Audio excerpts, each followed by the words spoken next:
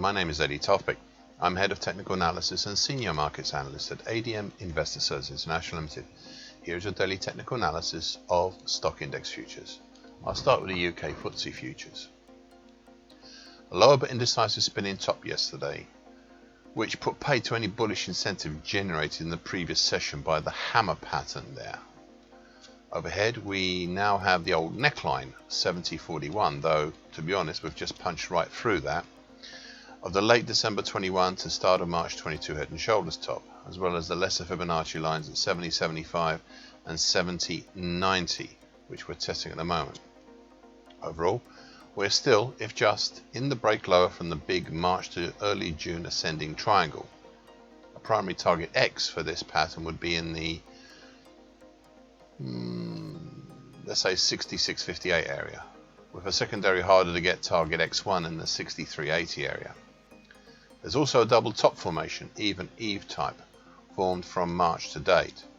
This had a primary target X2 in the 6918 area and a harder to get secondary target X3 in the 6635 area.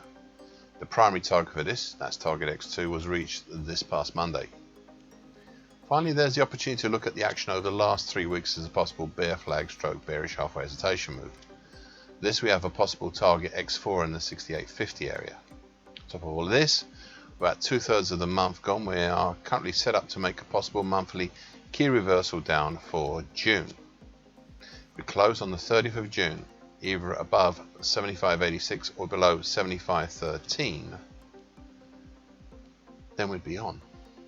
Well, right now we're looking very much like a possible monthly key reversal down, in which case it will also be an immediate countering monthly key reversal down. Now, so far today, a strong reactionary move back up, what looks like right now like a combined bullish engulfing pattern and a bullish open and close long white Mariposa.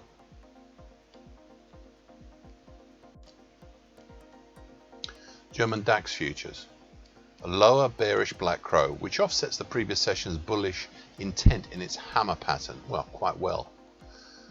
The low was supported by the slowly, that was on yesterday, the low was supported by the slowly rising October 2020 to date uptrend, currently at 12,787. Be interesting to see how strong this uptrend is. Overhead, we have the lesser Fibonacci lines at 13,115 and 13,216.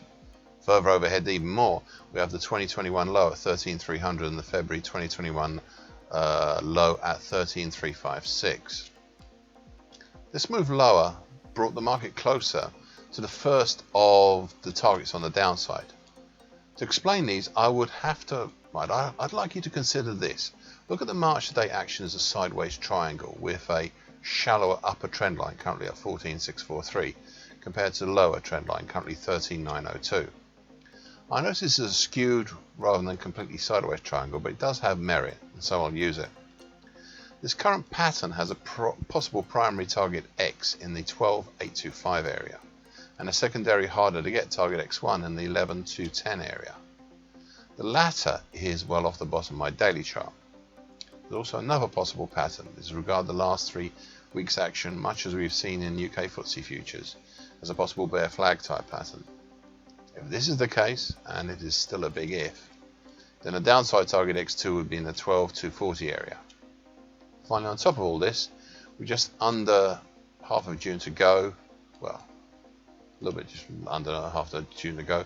We're already set up for a monthly key reversal here. If we close either above 14,378 or below 14,090, then we'd be on. Right now we are looking very much like a monthly key reversal down.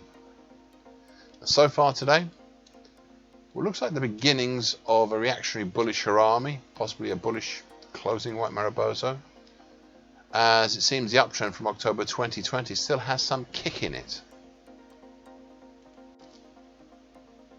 US E-mini S&P futures.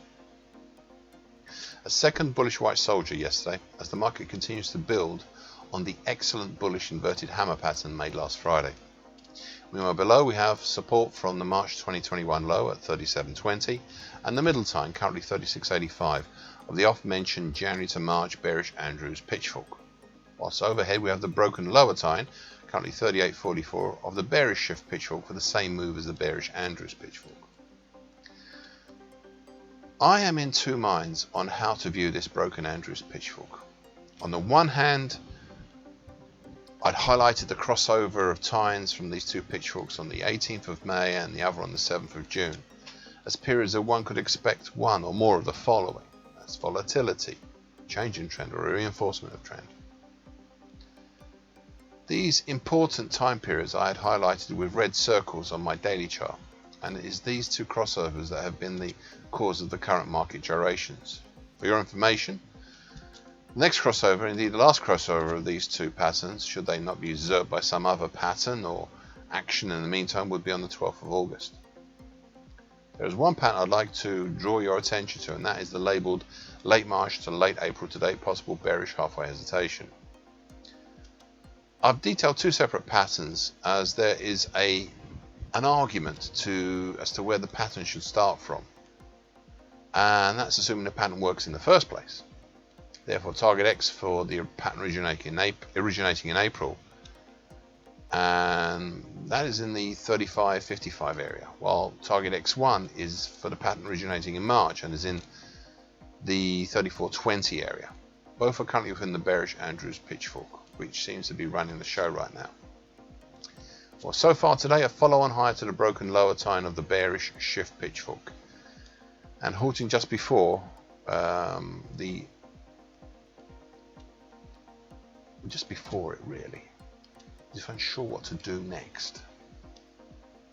Thank you for listening. This short version broadcast gives essential market patterns and consequences. Please be aware of the risk disclaimer posted with this broadcast. Copyrights Eddie Tofpik and ADM Investor Service International Limited. And here comes the final bit.